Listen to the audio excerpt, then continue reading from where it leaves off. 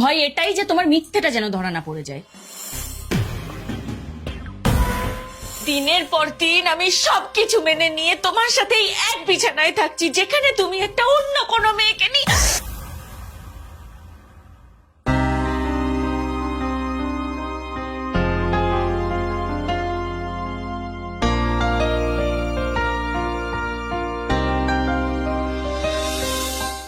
কার সাথে কথা বলছিলে? আমার এক অফিস কলিগের সাথে। কে এমন অফিস কলিগ যার সাথে তো হেসে হেসে তোমাকে কথা বলতে হচ্ছে? কই আমার সাথে তো কখনো এভাবে হেসে হেসে কথা বলো না। বললাম তো আমার এক অফিস কলিগের সাথে কথা বলছিলাম। তাই? কই দেখি ফোনটা।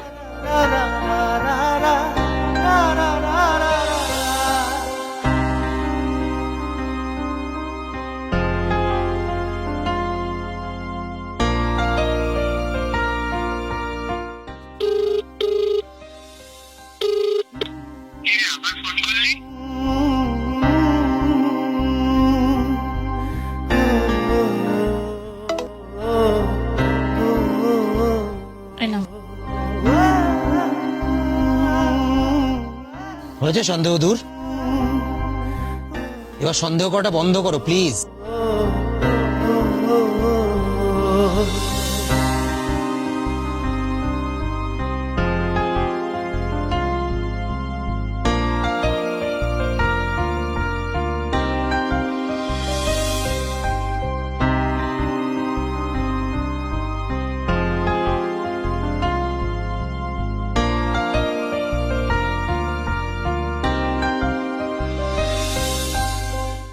তোমার কফি। Thank you.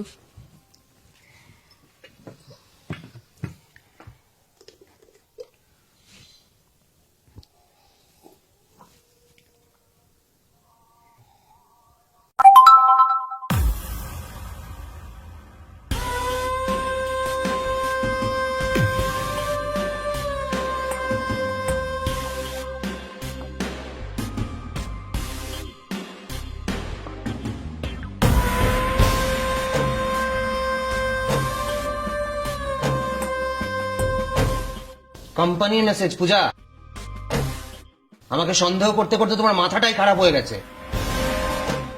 সন্দেহ করাটা এবার বন্ধ করো প্লিজ, বারবার করে বলছি।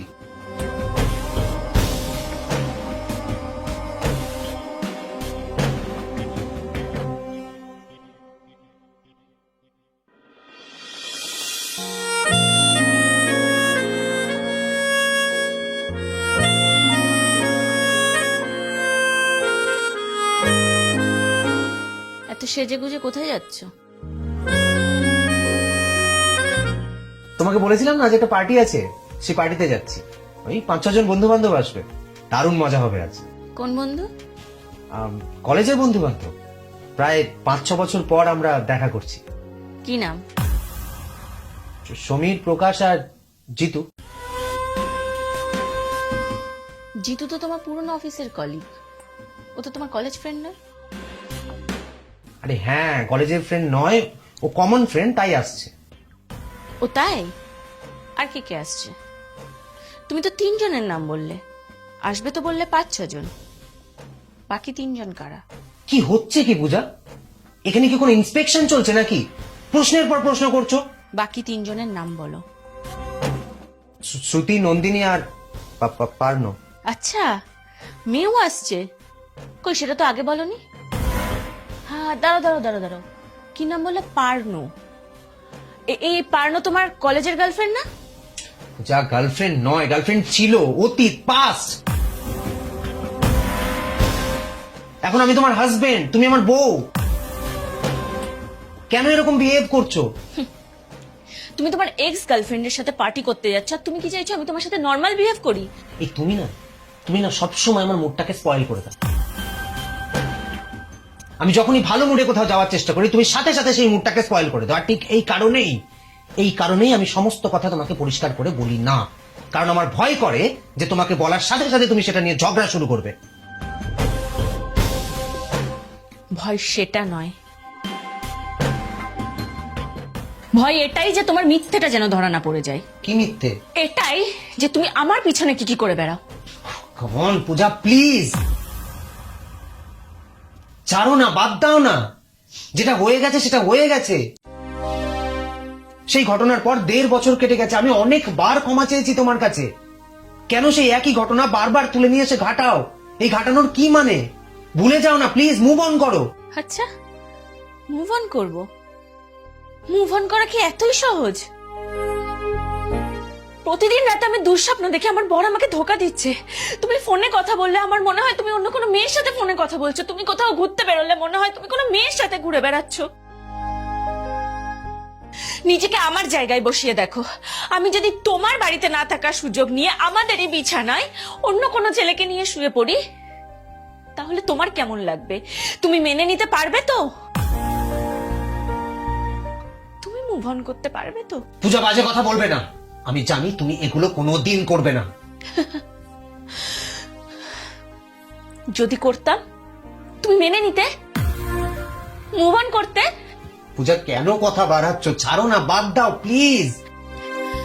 ভাবো, যে ব্যাপারটা তুমি সহ্য করতে পারছো না, শুনতেও পাচ্ছ না, সেই ব্যাপারটা আমি প্রতিনিয়ত হজম করছি, সহ্য করছি। তুমি ভাবতেও পারছো না এই 1.5 বছর আমি কিভাবে কাটিয়েছি। আমার মনে হয় আমার বর যে কোনো মুহূর্তে আমাকে ধোকা দিতে পারে, যে কোনো মেয়ের সাথে যে কোনো মুহূর্তে শুয়ে পড়তে পারে। আমি কি এটা ডিজার্ভ করি? পূজা, আই এম রিয়েলি সরি। আমি ভুল করে ফেলেছি। আমি কি করব বলো? সেদিন আমি ড্রিঙ্ক করেছিলাম। সবাই ছিল সেই গেট টুগেদারে। কিছুক্ষণ পার্টি চলার পর সবাই চলে যায়, তারপর আমি আর মহিমা একা একা ছিলাম। একটা মুহূর্ত তৈরি হয়ে গেছিল, ঘটনাটা ঘটে গেছে।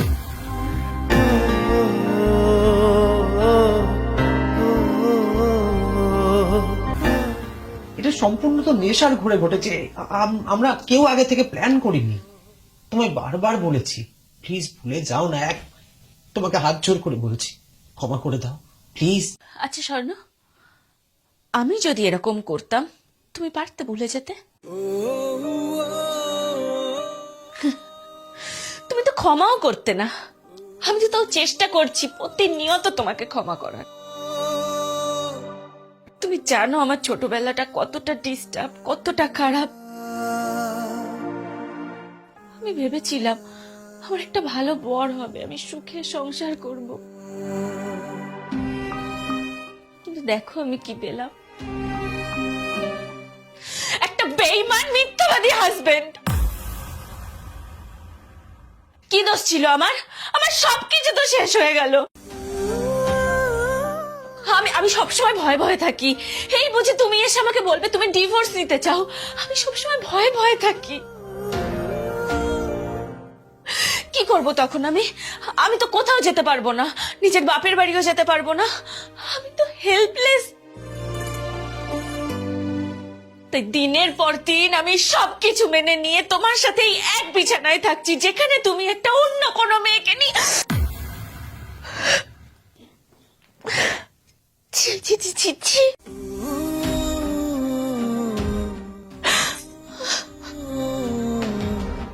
কি কম ছিল আমার মধ্যে? আচ্ছা, তুমি কি আমাকে এখন আর একটু পছন্দ করো না? পূজা, পূজা, পূজা, আমার দিকে তাকাও। তাকাও না আমার দিকে। Puja, you are the most beautiful girl in the world. তোমার কোনো দোষ ছিল না, কোনো ভুল ছিল না। যা করেছি আমি করেছি, কিন্তু কি করব বলো, করে ফেলেছি তো। আমি তো এখন আর সেই দিনটাকে ফিরিয়ে এনে সবকিছুকে ঠিক করতে পারবো না। আমি তোমাকে খুব ভালোবাসি।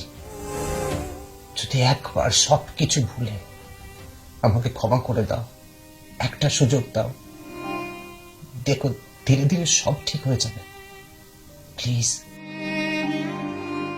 একবার চেষ্টা তো করো।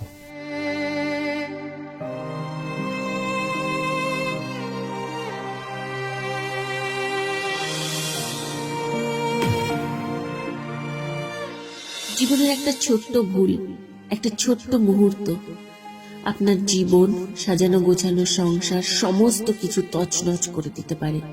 একবার বিশ্বাস ভাঙলে সেই বিশ্বাস তৈরি করা অনেক কঠিন। আমি জানি না আমাদের সম্পর্ক আর কখনো ঠিক হবে কিনা, বা আগের জায়গায় ফিরবে কিনা। তবে আপনারা যারা আজ আমাদের এই গল্প দেখলেন, শুনলেন, জানলেন, মনে রাখবেন, প্রিয় মানুষের বিশ্বাস কখনো ভাঙবেন না। জীবন সঙ্গীকে আঁকড়ে ধরে বাঁচুন।